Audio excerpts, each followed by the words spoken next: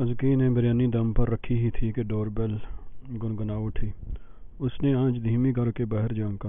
اس سے پہلے ہی دونوں بچے اچھلتے ہوئے پاپا آ گئے کا نعرہ بلند کیے دروازے تک پہنچ چکے تھے۔ ماما آ بھی جائیں، پاپا آ گئے ہیں، زید نے بے صبری سے ازکی کو پکارا۔ وہ ہاتھ پوچھتی ہوئی ان کے پیچھے آ گئی۔ لاک کھول کر وہ ہٹ گئی تھی۔ دونوں بچے باپ سے لپٹ گئے۔ وہ بڑی ساری تھکن بھلا کر ان دونوں کو چٹا چٹ چوم رہا تھا۔ ماما کہاں ہیں؟ حیدر نے زید سے دریافت کیا۔ کچن میں۔ اچھا۔ اس کا اچھا خاصا طویل تھا۔ ازکی کی کچکچا کر حیدر کو دیکھا۔ وہ زید اور دیا کو ایک ایک چاکلیٹ کھول کر پکڑا رہا تھا۔ کچن کے دروازے کے پاس وہ لمحہ کو رکا، پھر بڑے انداز میں گنگناتے ہوئے بیڈ روم میں چل دیا۔ وہ نہا کر باہر نکلا تو ازکی بیڈ روم میں موجود تھی۔ آج آپ دیر سے کیوں آئے ہیں؟ اس کے تھانے دارانہ انداز پر حیدر نے مسکراہٹ ضبط کی۔ دراصل ایک دوست کو اس کے گھر ڈراپ کرنا تھا۔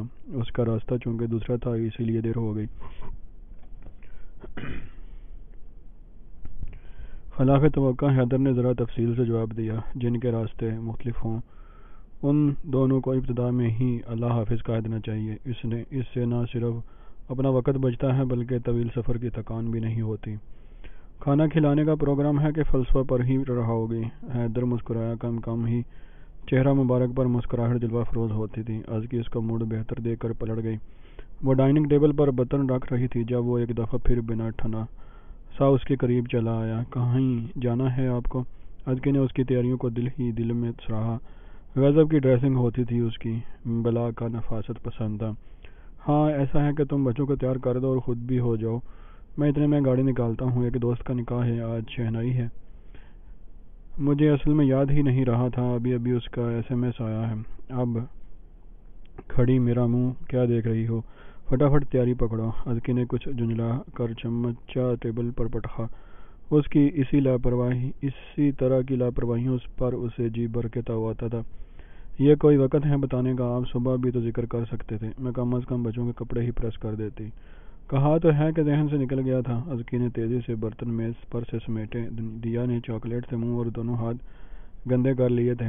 اس کا منہ اور ہاتھ دلوا کر کپڑے بدلتے ہوئے وہ مسلسل نیچے آنے والے ہارن کی آواز سن کر بنا رہی تھی۔ بچوں کو تیار کر کے اس نے اپنے کپڑے الماری سے نکالے، تب ہی موبائل کی بیل بجنے لگی۔ ازکی نے جلا کر موبائل اٹھایا۔ اسکرین پر حیدر کا نمبر جگمگا رہا تھا۔ 10 منٹ تک آ رہی ہوں، حیدر کے کچھ کہنے سے پہلے ہی سرعت سے بولی۔ تم رہنے دو، میں پہلے ہی لیٹ ہو چکا ہوں، کم از کم تم آدھا گھنٹہ تو مزید لگاؤ گی، لہٰذا دروازہ بند کر کے کھانا کھا لو، میں دیر سے آؤں گا۔ ازکی نے گہری سانس خارج کر کے کپڑے بیڈ پر پھینکے اور دونوں ہاتھوں سے سر تھام لیا۔ ماما چلیں بھی؟ دیا نے اس کا بازو ہلایا۔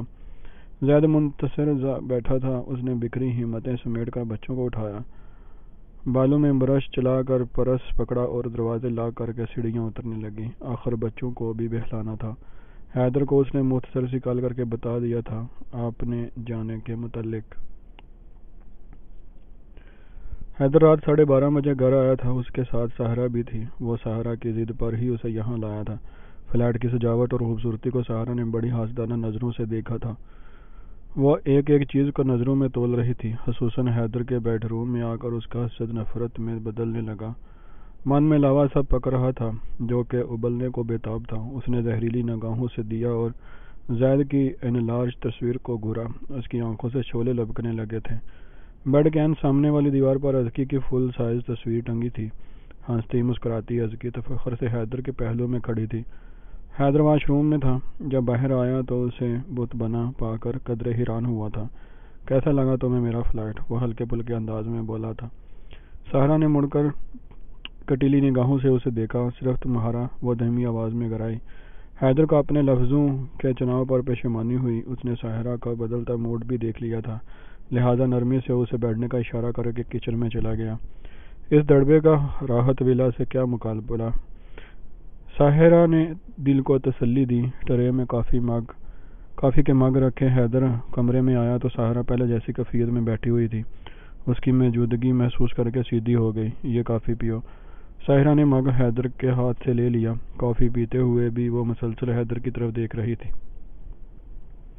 اسے ساحرہ کی نظروں سے اب الجھن سی ہونے لگی تھی، تاہم اس نے کچھ ظاہر نہیں ہونے دیا۔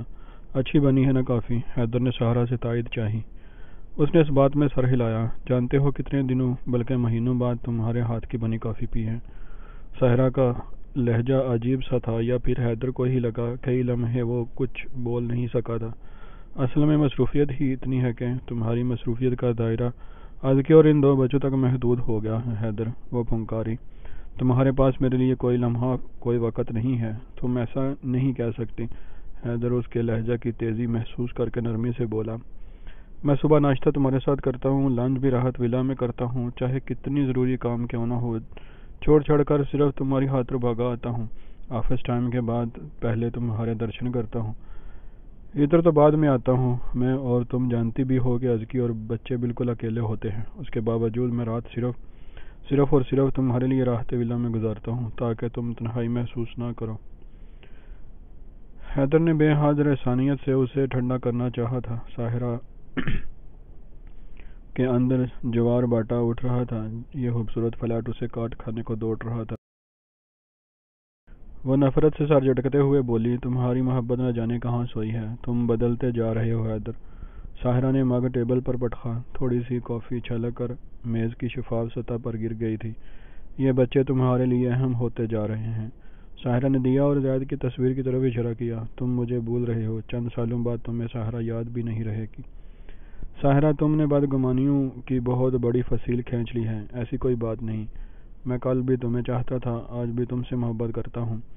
یہ تو مجھے کہنا چاہیے کہ تم بدل رہی ہو۔ کہاں گئی میری وہ دوست جو بن کہے میری ساری پریشانیاں جان جاتی تھی، جسے کچھ بتانے کے لیے مجھے لفظوں کا سہارا نہیں لینا پڑتا تھا، جو میرے چہرے کو پڑھنے کے فن سے آشنا تھی، اور جسے پا کر میرے وجود کی تکمیل ہوتی تھی، جو میرے دل کے موسموں، مزاج کے رنگوں اور میری عادتوں سے واقف تھی۔ حیدر کو حقیقتاً ساحرہ کی سوچ سے دکھ ہوا تھا۔ وہ دل فریب رسیلی آواز والی ساحرہ نہ جانے کہاں کھو گئی تھی، جو لفظوں کی جادوگر تھی۔ اس وقت تو وہ ایک عورت نظر آ رہی تھی، حسد اور عشق کی کیفیت میں مبتلا عام سی عورت۔ ساحرہ کو بھی احساس ہو گیا تھا کہ وہ کچھ غلط بول رہی ہے۔ اس نے اپنی پسند سے بساط بچھائی تھی اور مرضی کے مطابق مہرے رکھے تھے۔ ہر بازی سوچ بچار سے جیتی تھی، جیسا کہ حیدر اس کا تھا۔ حیدر کی ماں، بہنیں اور خاندان والے سب گن گاتے تھے اس کے۔ اس نے ساری فضول سوچوں کو جھٹک کر حیدر پر توجہ دینی شروع کی تو اسے اندازہ ہو گیا تھا کہ وہ واقعی بہت بڑی بے وقوفی کرنے چلی تھی۔